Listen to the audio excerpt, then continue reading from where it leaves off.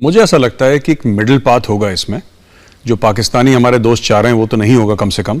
और देखिए, तालिबान 70 से 75 हज़ार उनकी नफरी है पूरी, और जो Afghan national army, paramilitary forces और पुलिस हैं उनकी नफरी तकरीबन 3.5 लाख से ज़्यादा है। तो ये कह देना कि 80%, 90% अफगानिस्तान में तालिबान का कब्जा हो गया है, ये बिल्कुल गलत है। तालिबान के पास उतने लोग ही नहीं है कि कब्जा कर लें, इट्स इम्पॉसिबल। इसीलिए जब अमेरिकन ने बमबारी करी थी तो सबसे पहले काबुल से तालिबान भागे थे। दूसरी चीज, जो शांति वार्ता की आप देखिए, शांति से तालिबान का कोई लेना देना नहीं है। वो चाहते हैं काबुल पर कब्जा हो, पर मुझे फिर भी लग रहा है कि बीच में मिडिल पाथ वर्कआउट होगा।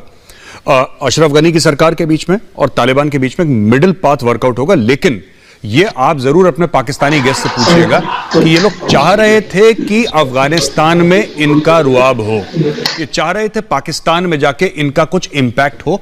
वो इंपैक्ट मुझे होता कम दिखाई दे रहा है, सिंपली बिकॉज जो पाकिस्तानी मीडिया, श्वेता कह रहा था कि अब ये चढ़ दौड़ेंगे, अगले हफ्ते देखिएगा, अगले हफ्ते। अरे सर, उसके बाद जो भी तस्वीर आई है अमेरिका ने जो एयर स्ट्राइक की है ना, इसके बाद तो अब इनको भी नहीं समझ में आ रहा होगा कि ये जो चोरी छिपे खेल कर रहे थे, अमेरिका सबका काम तमाम कर रहा है, और वो तालिबान के उन सैन्य अड्डों का भी काम तमाम कर रहा है, उन हथियारों को भी वो खत्म कर रहा है जो छीने गए थे अफगान आर्मी से। तो सिर्फ अब्दुल्ला का आना नहीं है, विदेश मंत्री अमेरिका के भी आ रहे हैं, मेरे हिसाब से 27-28 तारीख को यहीं पे होंगे। तो इस पूरे खित्ते की बात करी जाएगी, इस पूरे एरिया के बारे में बात करी जाएगी। वो इंडो पैसिफिक की तो बात करेंगे, अफगानिस्तान की भी बात करेंगे। जहां तक शांति वार्ता, देखिए आपने बिल्कुल ठीक बात बोली, अमेरिका अफगानिस्तान से नहीं गया। लोगों को एक गलतफहमी है क्योंकि फौजें हट गई इसलिए अमेरिका चला गया, नहीं। अमेरिका का अभी भी दबदबा है, अमेरिका के पास ऐसी टेक्नोलॉजी है, अमेरिका जब चाहे वहां पे एक बटन दबा के स्ट्राइक कर सकता है, चाहे वो ड्रोन से हो, जिसमें रीपर और प्रेडेटर और गार्डियन ड्रोन उनके पास हैं, या फिर उनके एयर एसेट्स हो, जो कि दुनिया भर के एयर एसेट्स उनके पास हैं।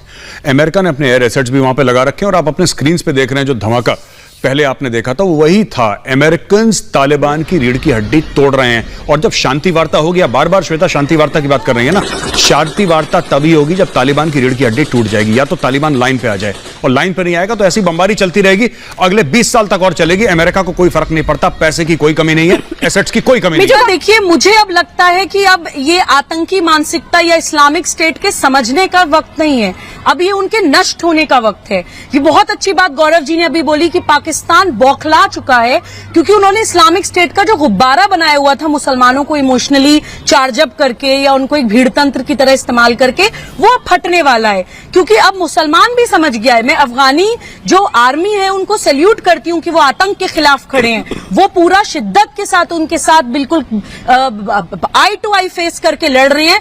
और पूरे विश्व के मुसलमानों को ये समझने की जरूरत है कि जिस मातृभूमि में आप पैदा हुए हैं उस मातृभूमि के लिए लड़िए, आतंक के खिलाफ लड़िए। आपको मुसलमान करके जो चार्ज अप करते हैं वो आपके सबसे बड़े दुश्मन है। Pakistan is not an Islamic state, Pakistan is a terror state, वो सिर्फ आतंकवाद के साथ है। और भारत के रोल की अभी बात करी एक साहब ने, ये मैं जरूर बोलना चाहती हूँ श्वेता, कि चाहे पाकिस्तान, अफगानिस्तान और बांग्लादेश में एक्सट्रीमिस्ट द्वारा प्रताड़ित हिंदू हो, चाहे पाकिस्तान में प्रताड़ित अहमदियाज और शिया मुसलमान हो, चाहे चीन द्वारा प्रताड़ित तिब्बती भाई बहन हो, चाहे चाइना और पाकिस्तान द्वारा प्रताड़ित नेपाली हो, या पूरे विश्व में प्रताड़ित जीव भाई बहन हो, या आज प्रताड़ित अफगानी भाई बहन हो, भारत हमेशा जो प्रताड़ित होता है, जो सच के साथ होता है, उसका साथ देता है। पीस टॉक्स की कोशिश डेफिनेटली भारत की तरफ से हमेशा की जाती है, लेकिन अगर जंग की स्थिति आती है तो भारत हमेशा धर्म का साथ देता है, कर्तव्य परायणता का साथ देता है। सरकार पे करना चाहिए। सुनिए, ये मैं बताता हूँ क्यों कह रहे हैं, पूरी बात तो सुन ले। आपकी बात सुनने लायक ही नहीं है जनाब, आपकी बात क्या सुनी जाए, फालतू की बात। इमरान खान का फोन टैप कर दिया, अरे नशेड़ी है तुम्हारा प्रधानमंत्री, उसका फोन टैप करके भी क्या मिलेगा हमको? क्या बच्चों वाली बात कर रहे हो? फोन टैप कर दिया इमरान खान का। अरे फोन टैप करना था तो बाजवा का फोन टैप करते, जिसके बस में कुछ है। इमरान खान के बस में कुछ नहीं है, हमसे कह रहे हो जी इमरान खान का फोन टैप कर दिया। 3 महीना 13 में इमरान खान 7 बजे के बाद सुई लगा के लंबा लेट जाता अपने बिस्तर पे। उस इमरान, उसको पता क्या है इमरान खान को? इमरान खान खुद कहता है कि पाकिस्तान में 40,000 दहशतगर्द हैं, कहा कि नहीं? शेख रशीद कहता है कि हम लोग तालिबान को हम लोग घर देते हैं, तालिबान को खाना देते हैं, तालिबान का इलाज करते हैं। फिर आप हमसे ये पूछते हैं कि इंडिया साजिश कर रहा है एफएटीएफ की। अरे भाई, आपका प्रधानमंत्री, आपका गृह मंत्री खुद कह रहा है कि आप लोग आतंकी हैं और इंडिया साजिश कर रहा है। अब आ गए कि फोन टैप कर रहे हैं इमरान खान का। उसके पास है क्या? ना अकल है, ना शऊर है, ना इल्म है, ना दिमाग है, उसका फोन हम टैप करेंगे। ये श्वेता क्या बात कर रहे हैं? इनसे दूसरा गेस्ट लाइए। सर प्रॉब्लम ये है, देखिए श्वेता, एक छोटी सी बात मैं बताता हूं आपको ना, ये मेरी जो बात कह रहे हैं में ना, मैं आपसे बात इन्होंने भी करना बोला चाह रहा हूं, और वो हामिद खान इम्पोर्टेंट साहब ने भी यही है। बात बोली, पाकिस्तान अजीम के भट्ट ने भी अंदर यही बात बोली इस कि साहब हवाले से अमेरिका वहां से इतनी गया था, वहां पे है। प्रॉब्लम हो गई, अमेरिका को समेट के जाना चाहिए, सब कुछ ठीक ठाक करके जाना चाहिए। मैं एक बात ये बोलना चाहता हूं पाकिस्तानियों को कि $12 बिलियन से ऊपर इसी अफगानिस्तान की लड़ाई के ऊपर तुम लोग ले चुके हो। अगर इतना बुरा लग रहा था अमेरिका का वहां पे आना, तो पैसे क्यों पकड़े, पैसे क्यों लिए अमेरिका से, राहदारी दी है? ये लोग बड़ा कह रहे हैं ना अमेरिका को बेसिस नहीं देंगे, ये नहीं देंगे। Absolutely not. इमरान खान कहता है एब्सोल्युटली नॉट। मैं इनसे पूछना चाहता हूं, भट्ट साहब से, टीवी स्क्रीन पे हैं, भट्ट साहब एक बात बताइए, 9/11 के बाद जब अमेरिकी फौजें अफगानिस्तान आई थी, अमेरिकी फौजों को असला कहां से जा रहा है? उनकी गाड़ियां, तेल, असला, बारूद, खाना पीना, उसको राहदारी कौन दे रहा है सर? क्या ये कराची पोर्ट से नहीं जा रही, तोरखम से? क्या पाकिस्तान राहदारी नहीं दे रहा? मेजर साहब सर दे रहा है कि नहीं? मैं झूठ बोल रहा हूं, सच बोल रहा हूं, ये बात बता दो।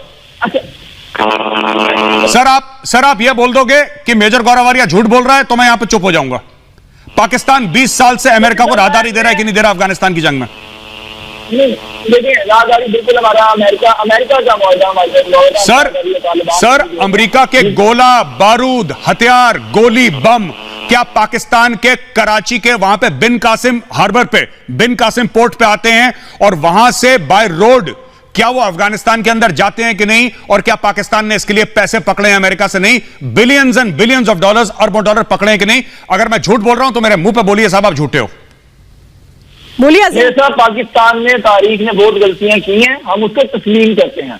पहली बात आप ये जहन में रखिए, हम तो बहुत दफा अपने फ्लोर ऑफ द जो हमारा हाउस है, जो पार्लियामेंट है, वहां पर हमारे जो सरबराहान खड़े होकर ये बात कर चुके हैं कि अफगान जंग में जितना हमारी एक तारीखी गलती थी और हमें आइंदा इस तरह का काम नहीं करना चाहिए। और मैं ये भी आपकी बात से इत्तेफाक करूंगा कि मौजूदा पॉलिसी भी 100% ठीक नहीं है। पाकिस्तान में भी इस पर तकलीफ है। जो शेख रशीद ने बयान दिया है, जो शाह महमूद कुरैशी ने बयान दिया है कि वो नफीस लोग है, वो सादा कपड़ों में अकलमंद लोग हैं, हम खुद यहाँ पर बैठ के उसको जो है वो तनकीद का निशाना बना रहे हैं। ऐसी बात नहीं है। मैं भट्ट साहब आप एक बात बताओ, श्वेता अगर आपकी परमिशन हो तो मैं आपकी इजाजत से एक सवाल पूछूं।